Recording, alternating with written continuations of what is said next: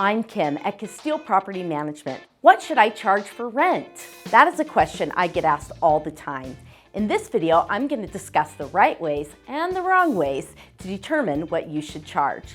A home sitting empty could cost you thousands of dollars a month in lost rent. To minimize those losses and to maximize the success of your rental, make sure you pay attention to each point in this video. Especially pay attention to the end of this video to know how to evaluate if you've priced your rental correctly. First, I will cover the top 3 mistakes property owners make when deciding what to charge for rent. Number 1, determining the rental price based on expenses. What you can charge for rent has already been determined by the current market. Your mortgage payment, taxes, management fee, and HOA fee are very relevant to your budget, but they are not relevant to what your home will rent for. Look at the market and determine if you can afford the rental property based on what it will rent for. So what do you do if your property has a negative cash flow? Is it a bad investment?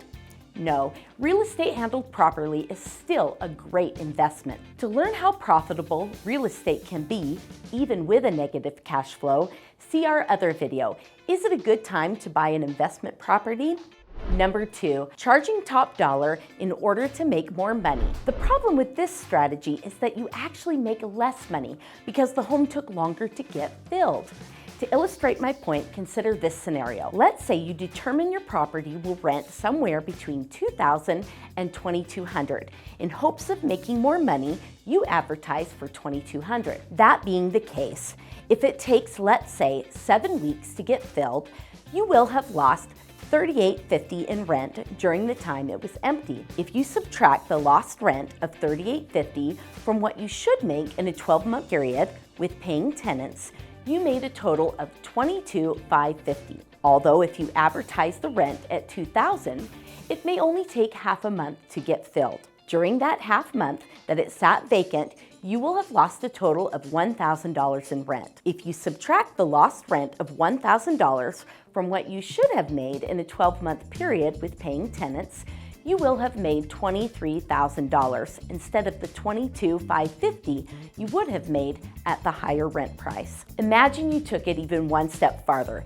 and listed your property as the lowest price on the market at $19.75. It might get filled right away, but let's say it still took 1 week or roughly a quarter of a month to get filled. You will have lost $494 during the week it was empty. And after subtracting that from a full 12 months of rent, you will have made $23,206. That's a difference of over $650. Given these scenarios, you might make more money by getting it filled faster at a lower price than you do trying to get top dollar. Remember, you aren't locked in at that rent price forever. After the lease expires in 12 months, you are able to raise the rent if the market will let you. Number 3, charging higher rent with the hope that it will attract better tenants. Imagine you are out looking for a rental property. Would you only look at homes renting at the high end of the market because you plan on being a good tenant?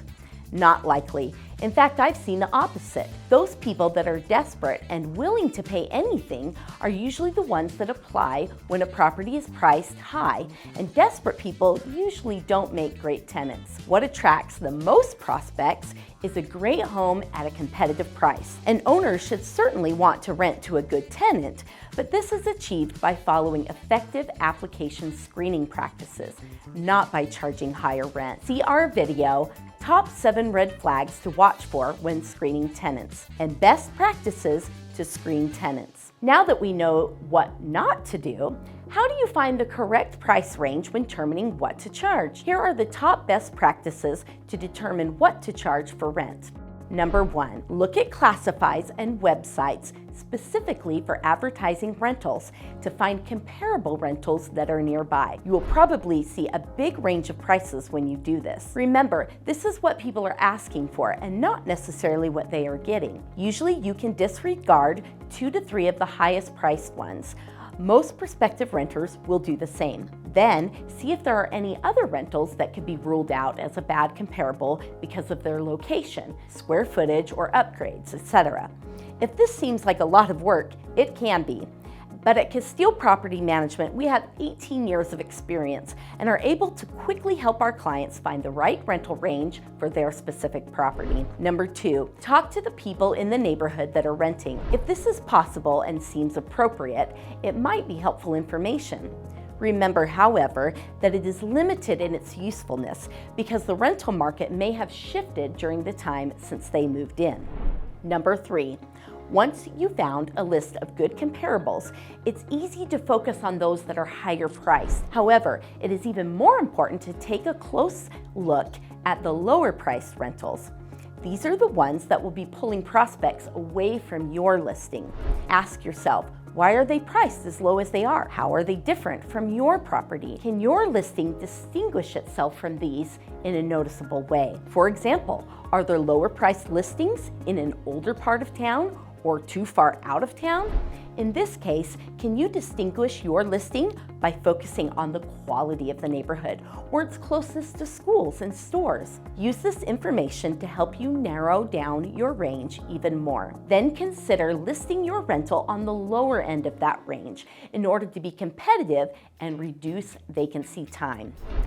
Number 4, after only a couple days of being listed, you should be seeing 2 to 3 contacts a day that are interested in your property. Any less than that, and you are likely priced too high, and it may sit empty too long. This is the most important measure to determine if you are priced right. You only need 1 to 2 days to see how it's going.